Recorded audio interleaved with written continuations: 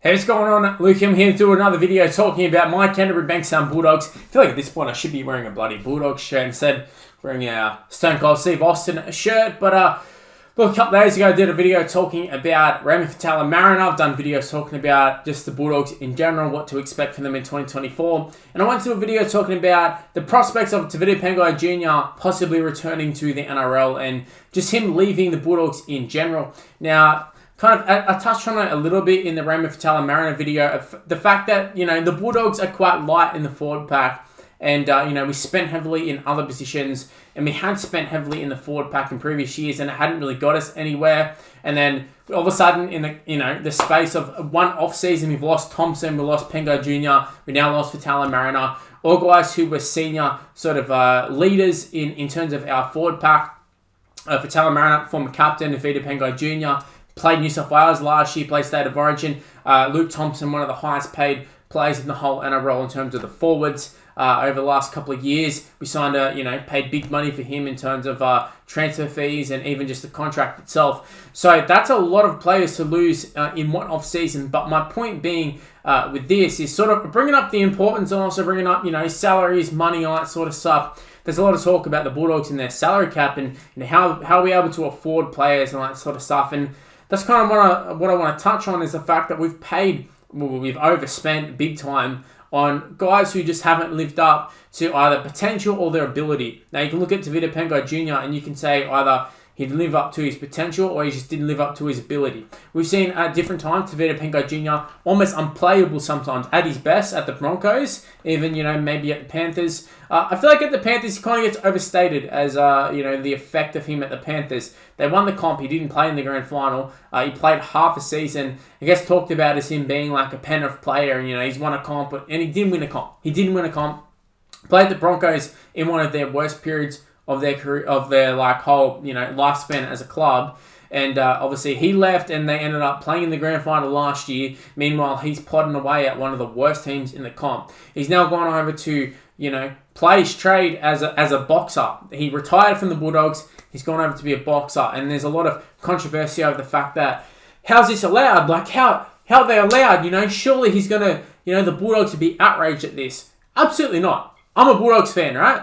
If you're a Bulldogs fan, you do not want Tevita Pangai Jr. at your club. When he first signed, I didn't even want him at the club. He's definitely one of those guys. He's a luxury player.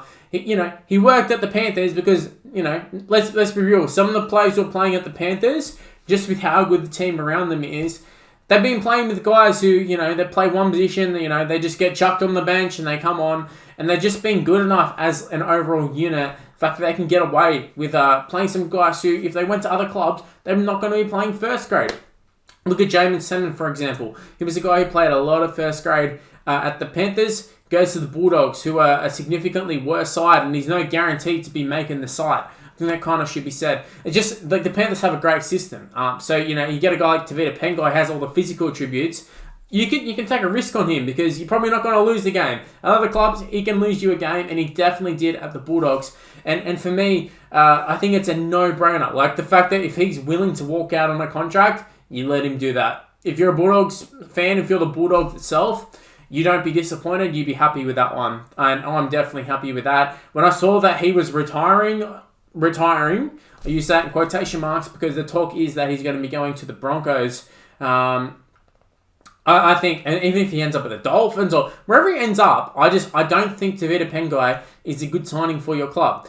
All we've seen, the narrative of Tevita Pangai Jr. over the years is that he's working with X amount of players, Sonny Bill, all those sort of guys, and they're going to revolutionise his game and change his game and all that sort of stuff. But all we've seen is the same Tevita Pangai year after year, where he plays a couple good games, high shot someone, does something stupid, and then spends a lot of time on the sidelines, and that's kind of been the end result for him. When he played for New South Wales, it was literally the same narrative, was that I can't believe he's actually getting picked for New South Wales, and he, to me, even for New South Wales, he didn't disappoint. He just kind of did what he was expected to do, in my opinion. He didn't really do anything over it. I think he was picked as a potential guy, could make or break a side, and, in my opinion, maybe he broke the side, I don't know, but, if I'm the Broncos, you do not want to touch Tevita Pangai Jr. He's not a guy, especially with Flegler leaving. There's been a little bit of talk about them being light on in the forwards. you don't sign Tevita Pangai. I would much rather give someone a chance. They've already got like a meter eater. Guy's going to play big minutes in Payne Haas. The forward pack was not an issue for them in previous season. I don't know why you need a guy like Tevita Pangai who's going to throw a willy-nilly offload, lose you a game. They don't need that. They've already got the guys who can break open a game. They don't need Tevita Pangai Jr. and his defensive lapses. Like, the amount of times he got run through, like, it was embarrassing at times. And I say this because, I wanted the best for him. And, obviously, he was a big marquee signing at the time. And when we had signed him, I think he was still at the Broncos. He then went and played half a season at the Panthers, and we thought, oh my god, we're gonna get this, new and improved player. He's been at the Panthers, been through the system. Serrato's obviously worked with him, and obviously it just didn't work out. It didn't work out. He knew that. That's why he got out. He wasn't enjoying his footy and all that sort of stuff. And within a couple of months, he's enjoying his footy all of a sudden, and he wants to go back and play for the Broncos. Now, I guess the narrative is that there's been a little bit of like a conspiracy or whatever in terms of the Bulldogs knew about him, wanting to just leave, and it was, some sort of masterstroke salary cap and all that sort of stuff. First off, they couldn't really sign anybody. Like, last minute, he kind of left, so they couldn't really sign anybody going forward. His contract was sort of coming up in either this season or next season. So it doesn't really work that way, but just in terms of him being around the club, I don't know. Like, it just, to me, when he plays, when I saw Tevita Pangai Jr., I didn't see representative star. I just saw a guy who was going to make a bunch of errors, could cost you a game. And, as good as he is, and we have seen him play some absolutely incredible games, and usually against some of the top-notch sides, but that was at the Broncos. And the Bulldogs, I can't even recall a game where he was effective. And that's probably putting it, nicely, putting it bluntly there. So, look, for me, if you're a Bulldogs fan, and I think Bulldogs fans will agree, it's a good move, him leaving. And also, if he wants to go and play for another club, I have no problems with that. The Bulldogs themselves don't have a problem with that in terms of salary caps and that sort of stuff. It's a win-win for everybody. He gets to leave a club that, didn't have great success at, possibly gets to go back to the club that he's most comfortable at. I don't think he's going to be some ridiculous signing for him. I don't think he's going to be signing on big money, so there's a good win for the Broncos there. If you get Tevita Pangai on a smallish contract, that's a good move. He is good.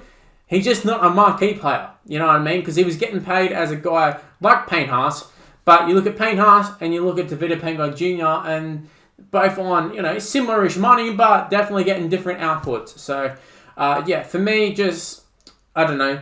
He is like a bit of a what-if, but at the same time, this is not a loss. And, there's been a lot of guys in the Bulldogs sides over the years that when they leave, all of a sudden the fans they get absolutely outraged. And when I say fans, I mean opposition fans. They talk about them like, oh, what a joke, the Bulldogs losing to Tevita Pangai, losing for Tala Mariner, all these sort of guys. And you're like, this guy's done absolutely nothing. When they were playing for us, all you guys did was laugh at us about how shit they are. Then all of a sudden, they leave and you want to talk about them being some influential player on the side. Like, it's just, you can't have it both ways, you know what I mean? You can't have Tevita Pangai be this absolute superstar that we let go, but then when he does play, laugh about him losing his games and how bad he is for us and how he's a waste of money.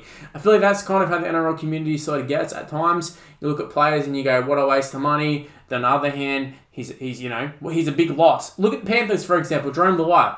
If they come out and play shit in 2025, they're going to be like, oh, what a huge mistake letting him go, all that sort of stuff. But then all the lead up in that season, in this current season, will be, oh, well, he's not worth $1 million. He's not worth what the Tigers are. Then if he goes to the Tigers, he's not worth what the Tigers paid for him, and he's shit. And, they shouldn't have done it, and, should have stayed at the Panthers, all that sort of stuff. It's like, kind of want to have it both ways, and it just doesn't work that way. But, guys, let me know in the comment section below. What are your thoughts of Tevita Pangai Jr.? Does he have potential in rugby league? Is he going to sign with the Broncos? Is he going to sign with the Dolphins? Is he going to sign with the NRL in general? Is he going to have his boxing career? Sort of remains to be seen. To me, it doesn't seem like a huge prospect in boxing as well. So it is kind of crazy that he's given up all this money, and I can respect it. I can respect giving up the money and giving up, the lifestyle of an NRL player. But at the same time, he's been making ridiculous amounts of money. Maybe he'll regret it in like a year's time, when, the money's drawn up a little bit. But yeah, let me know in the comment section below. What are your thoughts of Tevita Pangai Jr.? I think it's a good move for the Dogs. I think it's a good move for him personally. And, if someone picks him up on the cheap, maybe a good move for them too. But yeah, I'm going to wrap up this video up. Hopefully you did enjoy this one. Make sure you go ahead, smash the like button, subscribe to the channel if you're new around here. Go ahead, use the notification bell, do all that sort of stuff. You kind of know the gist at this point. Like and subscribe, essentially, is what I'm saying. Go ahead, give me a follow on social media. It's on the screen right now. It's Mr. Luke on YT for the most part. Just give me a follow, give me an ad, all the social medias. I'll see seeing on the screen right now all the members, all the super chatters, but at the moment you're seeing all the member shouts, every single one of you guys. Super loyal, super loyal. Love every single one of you. Thank you so much for supporting the channel, supporting me, both financially and just supporting me morally too. So it does mean a lot, you being a member or super chatting as well. So thank you so much. But I'm going to wrap things up here. Thank you guys for watching, and I'll see you for the next one. Sayers.